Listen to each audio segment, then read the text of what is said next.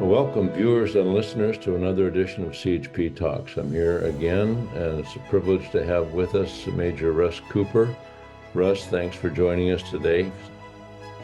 Very much appreciated. We're not too far apart physically today. I'm in Gatineau, and I believe you're in Ottawa. But Yeah, in the Ottawa area. Great to be yeah, with you in the region, Rod. and I'm heading off to Montreal after we have this interview. So, Major Russ Cooper, for those who have not heard him on other previous broadcasts, is the founder, the board chair, the president, and the CEO of Canadian Citizens for Charter Rights and Freedoms, C3RF. Major Cooper is retired from both the Royal Canadian Air Force and from Air Canada. In his military career, he was a decorated CF-18 combat pilot in Iraq and Kuwait, and served in several staff positions as Director of Major Capital Acquisition Projects. In the civilian aviation sector, he served as an international airliner pilot with national responsibilities in the field of post-9/11 civil aviation security. He has published internationally in this latter area. And now fully retired from his follow-on career as a human factors engineer and a Transport Canada flight test pilot delegate, he has a new career, I'm guessing it's an unpaid one, defending fundamental Canadian charter rights through the C3RF. His energy and passion for this cause is his sense that these rights, hard won by the sacrifice of Canadians past, are under attack and on the verge of being lost. And that's still true, and I think that's probably true that you are in an unpaid career, but thank you for serving your country once more in this role. Yeah, I'm finally getting paid what I'm worth, I guess, Rod. I'm getting zilch, not a. So, as they usually say, well, we should double your wage, right? So, Yes, and also, triple. for those who don't know, I believe you were in the sky flying an airliner when 9/11 took place. That's correct, isn't it? Yes, yes, yes. Matter of fact, I was on a trip from Quebec City to Toronto, and we launched just before everything started to happen. And we got airborne and things were normal. And then we got about 100 miles outside of Toronto, and then all of a sudden, Toronto Control cleared us to land. And we thought, what the heck is going on here? You never get cleared to land in Toronto International until you're right on top of the runway because it's so busy. And here we got clearance to land 100 miles out. And as it turned out, as we were taking off out of Quebec City, everything was unfolding, and people were losing their lives in cockpits, and it was just a terrible, terrible scene. And we didn't really find up and catch up to what was going on until we got into the ready room in Air Canada pilot ready room, and we were watching the TV and watching the buildings fall. It was incredible. I'll never forget that. That was an incredible time. Yeah, there's a few incidents in our lives, world events that kind of do leave a mark on us, and like that's Mm-hmm. part of our memories as citizens. So, Russ, wanted to talk to you as a military person and someone who's knowledgeable, and we've talked in the past about the Ukraine, and we haven't talked for a little while. I just wanted to bring our listeners up to date with what you see going on in the Ukraine. And there's been a recent peace offer from Putin that, of course, isn't being warmly received by Yep. Zelensky. But maybe just bring us in and talk to us about what you see going on in the Ukraine and about this peace offer. What do you think of that? Yeah, it's well, the Ukraine situation has been a grand befuddlement to me because it's totally out of line with what Canadian foreign policy has kind of hung its hat on and preached in the past. I mean, Canada has always been on the world stage when we were at our height as a middle power back in the 50s and 60s. Say we had L.B. Pearson pick up the Nobel Peace Prize for the Suez Canal crisis in 1956 when he organized a peacekeeping operation. We are always on this world stage doing our best to make things better, to keep the peace, to have sides, sit down at a table and have a talk. We're always um, the disinterested interloper that would help two sides get together. And now I see what I see with Ukraine is just absolutely incredible. I mean, Canada is just beating the war drums. We're pumping billions of dollars into this war effort, this war machine into Ukraine, and all it's given Ukraine so far is the loss of a generation of young men. They are completely being decimated. They're losing a whole generation. And when you look at the conflict and the two sides, it's pretty obvious that Russia's not going to lose. I mean, they've got the resources, the size, the weight to win this thing, and there's something else going on here. It's just this is not Canada. This is not Canada's foreign policy. We are executing someone else's foreign policy, and I think that policy has a lot more to do with Western hegemony, world hegemony, and its maintenance than it has to do with any kind of betterment of the situation on the ground in Eastern Europe. And so we see, last tally I saw was like $10 billion going into Ukraine. Absolutely no tracking of this money. We don't know where it's going.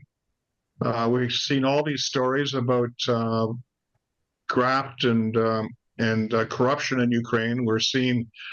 We're supposedly they're fighting for democracy in our behalf, and basically it's not a very democratic country. They've canceled elections year after year. It's quite draconian the way they're pressing people into service to throw them up on the front line of the Ukraine-Russian front lines. So this is it just seems like we're just making a huge mistake. And you talk about peacekeeping offerings. We just had just a couple of days ago, Putin came out with an offer, and he's been pretty consistent with this. He says, look, if you promise not to join NATO and give the people in the eastern Ukraine their autonomy, their language rights, then we're going to call it square. It's all going to be okay. And you would think that would at least be a starting point for some sort of negotiation. And then we see Prime Minister Trudeau and the rest of the Western leaders in Switzerland having a Ukraine-Russia peace conference. Russia wasn't there. Russia had tabled the peace offering, and they refused to talk about it. It was just otherworldly. It just doesn't make sense. So what are we doing there? I don't know. I think an awful lot of money is being laundered. That's the only thing I can see that is really being done efficiently in this Ukraine crisis. Yeah, well, they've lost. I don't know what the number is now, but it was 500,000, 600,000 people have died in that conflict. Maybe you have a more accurate number. No, it's in the hundreds of thousands, and the numbers are all over the place, and each side has its own tally count. But I do follow the battle lines as they're flowing back and forth, and it really seems like the Russians do have their strategy in place, and they've developed a huge steamroller that basically is biting into the Ukraine, and the Ukraine is running out of manpower. And now we see recent complaints by the Ukrainians, by Zelensky, saying they're not getting equipment fast enough, and it's just one big mess. Yeah, well, and Putin has kind of he's maybe a pretty sharp card player, maybe sharper than the guy in the White House right now. by quite a bit more shrewd.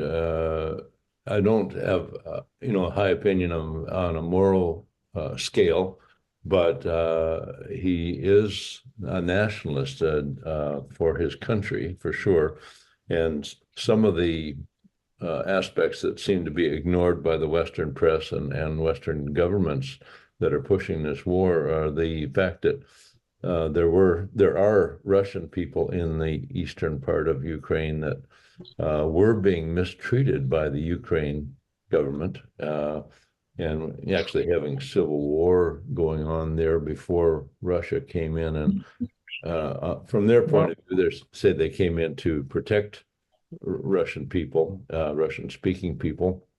Of course, there's always geography involved and wanting to change border lines, which have changed in Europe over the centuries. There's been a lot of adjustment of borders.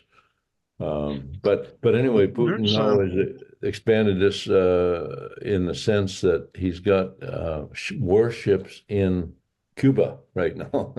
And, okay. Yeah, there is. You're hitting on a good point, Rod. There's a history here.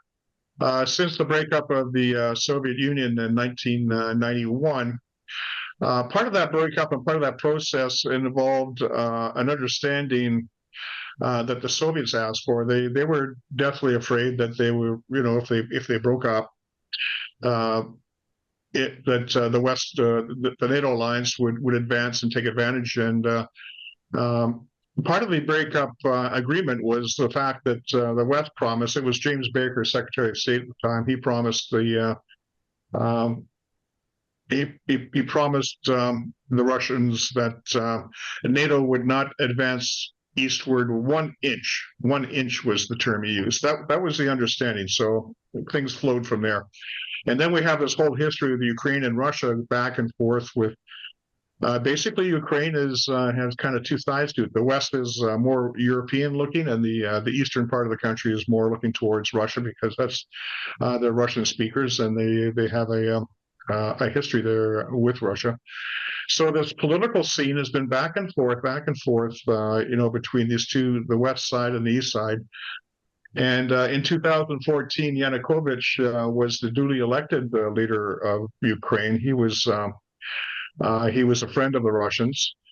And in 2014, that's when we had the Maidan revolution with an awful lot of American help. Obama was in there, big time CIA. NGOs were involved in raising up a revolution against the Yanukovych regime, forced him out.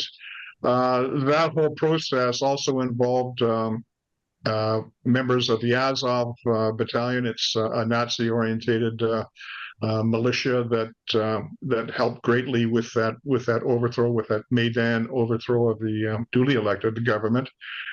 And we can take it from there. And from that time onwards, Russia has been very, very consistent in saying, look, we see this advance of NATO into the Ukraine as an existential threat. Do not do it. You'll be forcing our hand. And it kept happening. And Biden, as late as 2021, was guaranteeing to Ukraine that they would become a member of NATO. So he was just throwing fuel on the fire. And sure enough, in February 2022, the Russians made the move. So, it wasn't like the narrative we hear in Canada today is that Russia was just all of a sudden stood up and invaded, for no cause. And that's not true. There was a lot of history here that they were basically poked and prodded into this whole thing. And now that they are engaged in a war, the West is determined to see the Ukrainians fight to the last man for Western democracy, and it's not serving Ukrainians' interests. It's not. I don't see how it's serving Canada's interests to see Ukraine be absolutely steamrolled like this. but here we go. We're being fed this narrative that we've got to see this through to the end, even if it means nuclear warfare. Well, this isn't crazy. This is crazy. You don't poke and prod the world's greatest nuclear power for what? I don't see anything that we're getting out of this. There's no national interest in this at all. Yeah, this is scary. And now we have, the whole thing has backfired because what we see now is the West, the NATO alliance. They've been very, very successful in forcing Russia to regenerate a military force that it hasn't had for decades. They've built up their military profile. They're producing armaments far in advance of what even America produces and the West produces. They are forming alliances that are going to help them in this existential war with Ukraine. They're now very, very much closer to China. Putin has recently made basically a non-aggression pact, a military pact with North Korea, who is producing weapons for them as well. Putin is just coming out of Vietnam, where he's signing agreements with that country. And what you have here is basically the biggest mistake that I think has ever happened in global affairs and in the world of foreign strategy, foreign geostrategy. There was a theory posited lately in the 19th century, a heartland theory. And the heartland theory stated that if whoever controlled Asia, the continent of Asia, that basically controlled the world. And Asia was considered to be the heartland. And so that heartland now we see with Russia, with China, with North Korea. We see that basically the whole continent of Asia has come under, is Russian friendly. And we've just poked and prodded the bear to form a heartland alliance, which in the past has been accredited as being the way to control the world. Yeah. And the other thing is that all these sanctions that they've been placed on Russia, well, it's forced them to go outside of the Western monetary system to make its own arrangements, its own financial arrangements, which it has done. And now Russia is announcing that they're not going to use the American dollar as a petrodollar. Saudi Arabia is now coming out and saying they're not going to use the American dollar as a petrodollar. So basically what we see is the whole underpinning of the American West financial system, the fact that the American dollar is the reserve currency, is going away.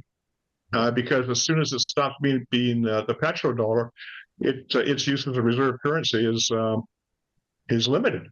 Yeah. So this is all backfired. It's all making us poor. It's not in our interests.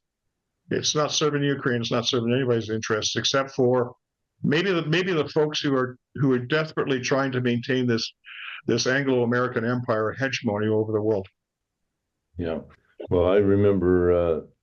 I'm old enough to remember the Cuban Missile Crisis, and I remember talking to my brother, who was 3 years younger than me, and I had told him what I had learned about that crisis, and I remember he started crying because it looked like we were on the verge of nuclear war. So I had to back off a little bit on my downloading to him the seriousness of the situation. But we don't have John Kennedy in the White House today, and I think Putin he's a student of history. I think he's studied all this stuff pretty carefully and certainly understands the weaknesses of the West.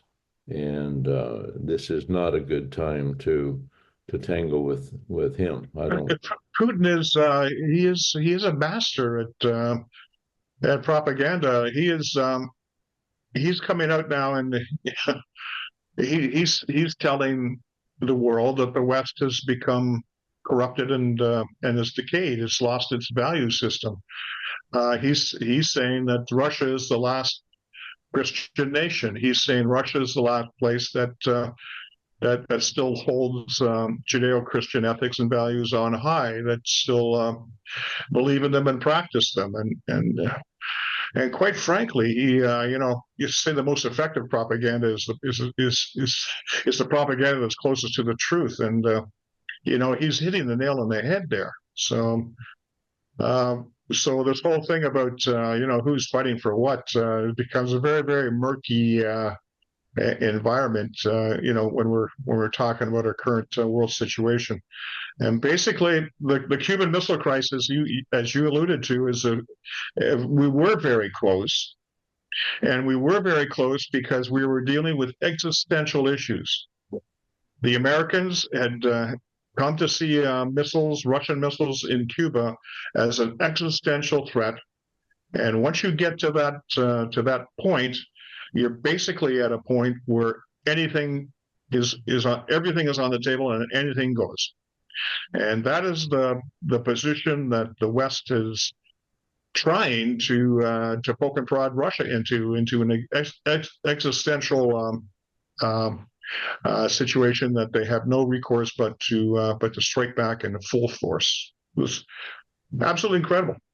And the American approach, there's I listened to both sides of the spectrum down there, or maybe the three sides of the spectrum. There's people like Robert F. Kennedy Jr., who talking about America's forever wars, and kind of the as Eisenhower mentioned, the military-industrial complex. There's a lot of reasons where people can be led along to think, oh, this is for freedom, this is for democracy, this is the American way, and it may not be that at all. But Lindsey Graham, who's kind of one of the ones pushing this agenda,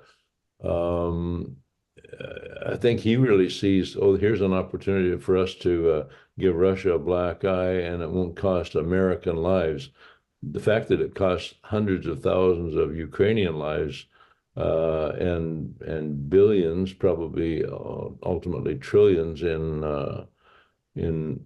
armaments and contributions that way, doesn't seem to phase them at all. But these are lives, they're human lives as well, and it seems like it's not up to us to decide in the West how many Ukrainians ought to die for our, so-called dominance, I guess, on the world stage. Well, I guess it's not up to us. We're in the West, we're supposed to have the political power. It's supposed to be government by the people, for the people. It's supposed to be that way. It is not being executed that way right now. We are not being listened to.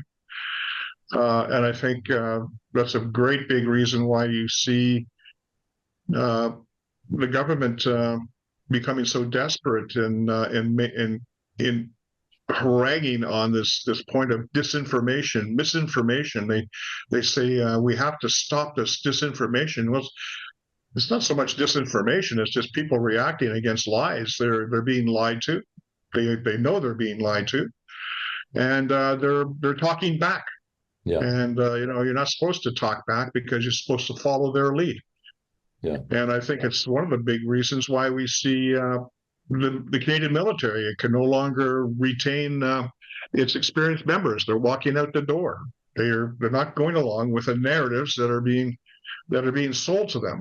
I talk to guys in the military, and some say they just couldn't take it anymore. They were sick and tired of attending these Marxist-style, Maoist-style struggle sessions, where they'd actually be put in a room and made to apologize for their whiteness or their privilege. It's absolutely incredible. How can you unify a military force, a fighting force, under the banner of diversity that makes everybody hate everybody? Yeah. So it's just, people are walking out the door. People are saying no. You're also seeing, and this is very interesting, you're seeing things like Freedom Convoy 2022, which quite frankly has kicked off a worldwide movement. Right. And this movement is gaining steam and gaining power like crazy in Europe right now. We saw Tommy Robinson 1 June. They called him a hooligan. He called for people to get together, gather in downtown London, and let's protest peacefully. And they called him a hooligan for wanting to do that. And at the end of the day, they had tens of thousands of people show up in downtown London. They had 800,000, 900,000 live streams going out on social media, recording the event. Unbelievable. And now on 27 July, he's saying, okay, folks, we showed that we could do this peacefully. We showed that we have a great interest in what's going on. Let's do this whole thing over again, 27 July, and have a freedom protest. And he's asking for the whole of England to come down. Well, I don't know. It's going to be very, very interesting to see what happens there. But I mean, around the world, you're seeing. Here's a neat one. Geert Wilders in Holland forming a government. He was the bad boy, the black sheep of Dutch politics for decades. But he and his party, his Freedom Party, got to the point where they're assuming political power.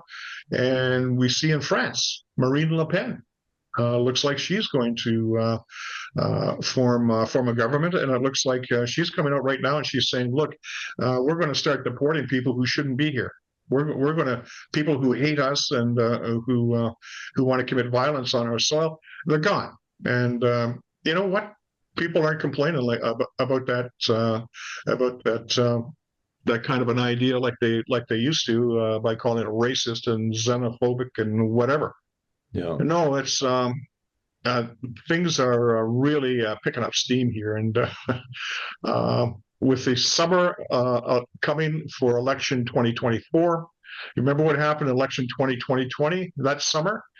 Well, it's going to be very interesting to see what happens in the States as we see the forces of wokeness lose their grip and become desperate. That's where they are becoming cornered rats. Well, aside from those raised in the United States, they've got at least 10 million basically illegal immigrants that have crossed the border.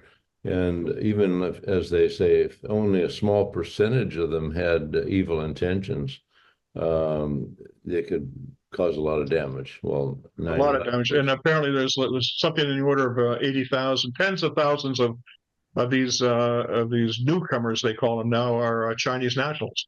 Yeah. They're coming across the border at the gap there, the Darien Gap. They're coming across the Darien Gap.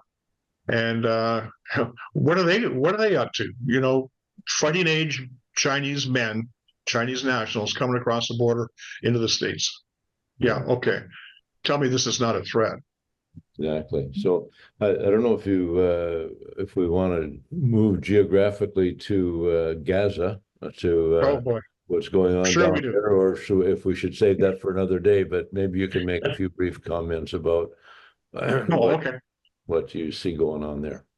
Well, Canada's approach to Ukraine is befuddling.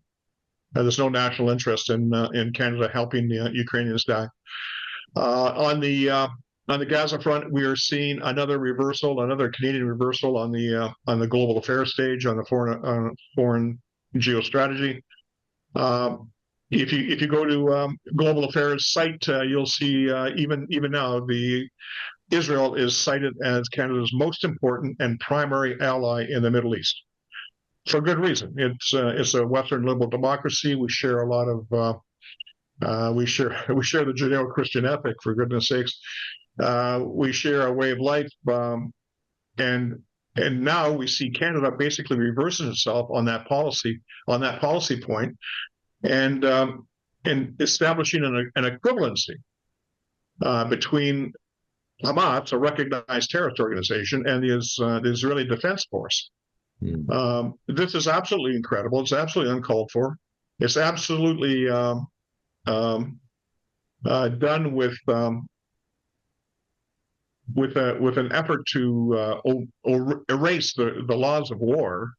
The laws of war state, quite frankly, that if a belligerent is using civilians as a shield to prevent you from allow them to conduct enemy operations against you, that you are authorized, given due notice and given all the precautions possible, you are authorized to go after targets that are protected by civilian shields as a matter of the Geneva Convention.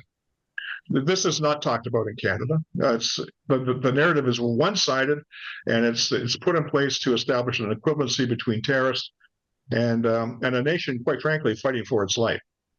This it's actually underhanded. It's a perversion of what Canada has stood for in the past. Yeah. So we've got two powder kegs. Actually, they're not even powder kegs. There's open conflict going on in Ukraine and in Middle East. Either one of which, or both of which, I mean, they certainly both have caused the realignment of alliances, I guess. They've caused economic disruption and are going to cause more. It's shaken the confidence, I think, of the world in our ability to, there's been a myth for years that, as we've become more civilized, so-called, advanced, the old evolutionary idea that we're becoming a more noble people, focused on peace and freedom and so on. We've seen more conflict and disruption and contrary behavior by governments in the West, where we're supposed to have these freedoms and supposed to relish the concepts of humanity, the treating humanity as we'd like to be treated ourselves. So a lot of that is gone by the wayside, and it seems like the powers that be, the industrial military complex, is pushing the buttons, and there don't seem to be too many politicians standing up to say stop doing that. You have to ask why. And I think in the West, when you talk about our success, our nobility, I think the secret sauce in all of that has really been freedom of speech. Because as long as we've been able to discuss different points of view, have debates, have the ability to change other people's minds and have them change our minds, you're on pretty solid ground there with regards to, keeping the peace, because you're spending a lot of time trying to understand the other side of the story.